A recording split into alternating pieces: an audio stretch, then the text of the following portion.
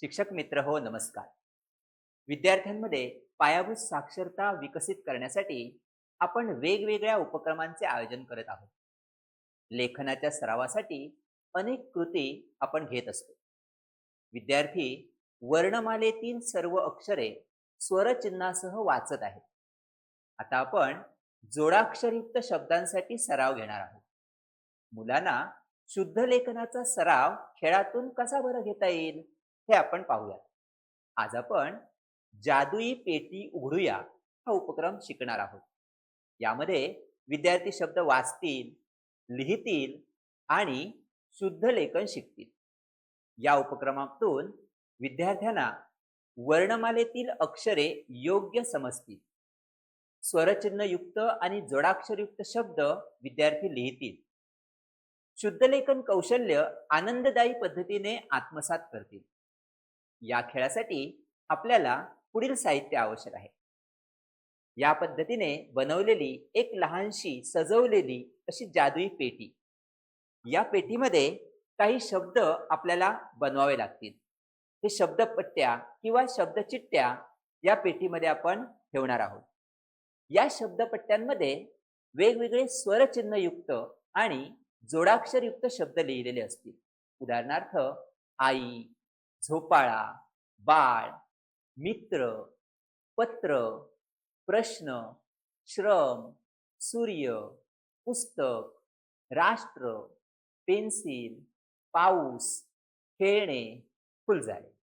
आता प्रत्यक्ष ही कृती कशी घ्यायची याविषयी आपण पाहूया. सुरुवातीला आपण ही जादुई पेटी उघडूया या स्वरूपाची बनवलेली आपली जादुई पेटी टेबलावर ठेवायची आहे. विद्यार्थ्यांना विचारायचं आहे, या पेटीमध्ये काय बरं असेल? विद्यार्थ्यांची उत्सुकता निश्चितच जागृत होईल आणि ते तर्क लावतील. मग आपणच सांगूया, ही आहे जादुई पेटी. यामध्ये शब्द लपलेले आहेत.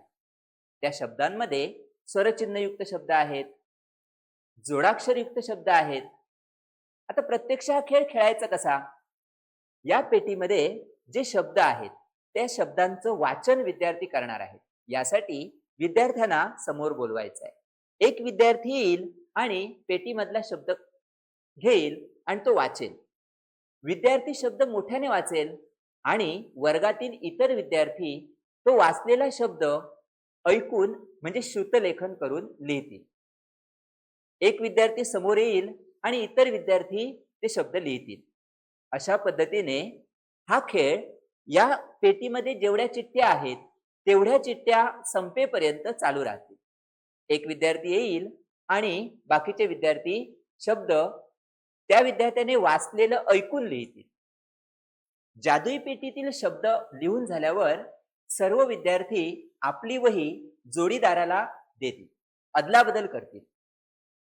शिक्षक फळ्यावर पेटीमधले जे शब्द आहेत ते शब्द लिहितील. शब्द लिहून झाल्यानंतर विद्यार्थी आपल्या जोडीदाराच्या वह्यांमध्ये लिहिलेले शब्द तपासतील आणि तपासून झाल्यानंतर योग्य अथवा अयोग्य ते शब्दांवर चूक किंवा बरोबर अशा खुणा करतील. जे शब्द चुकलेले असतील ते शब्द का चुकले, कशा प्रकारे चुकले याविषयी शिक्षक त्यांना मार्गदर्शन करतील. शेवटी ज्या विद्यार्थ्याने जास्त शब्द अचूक लिहिलेले आहेत त्या विद्यार्थ्याला शब्द जादूगार अशा पद्धतीने उपाधी द्यावी. त्यामुळे विद्यार्थ्यांना हा खेळ नक्कीच आवडेल.